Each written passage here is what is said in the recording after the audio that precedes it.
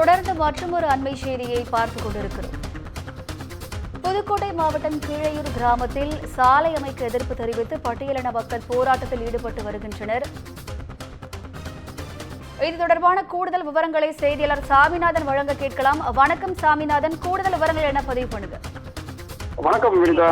அதாவது புதுக்கோட்டை அடுத்த சேந்தாங்குடி ஊராட்சிக்கு உட்பட்ட கிராமம் கீழையூர் கிராமம். இந்த கிராமத்துல ஒரு சமூகத்தை சேர்ந்த மக்களுக்கு கடந்த 2022-2023 ஆண்டிற்கான தமிழ்நாடு முதலமைச்சரின் கிராமப்புற சாலைகள் மேம்பாட்டு திட்டத்தின் கீழே 71 மீட்டர் சாலை அமைக்கும் பணி நடந்துகிட்டு இருக்கு.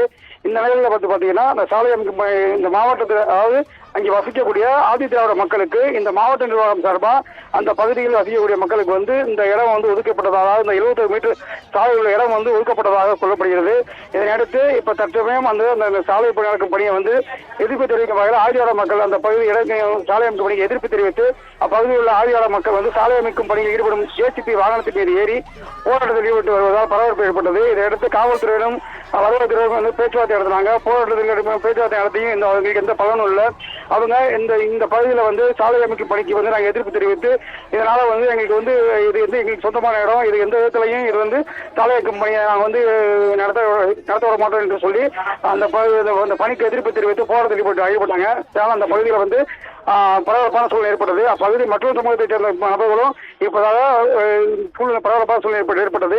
இது வைத்து அதிகாரிகள் கூறும்போது சம்பந்தப்பட்ட இடம் நத்தம் புறப்போக்கில் இருப்பதாகவும், ஏற்கனவே அந்த பகுதியில் சாலை இருந்ததாகவும், புதிதாக எந்த சாலையும் அப்பகுதியில் அமைக்கவில்லை எனவும் ஏற்கனவே இந்த சாலையை புதிதாக அமைக்கிறோம் என்று சொல்லி அதிகாரிகள் பேச்சுவார்த்தை நடத்தினாங்க.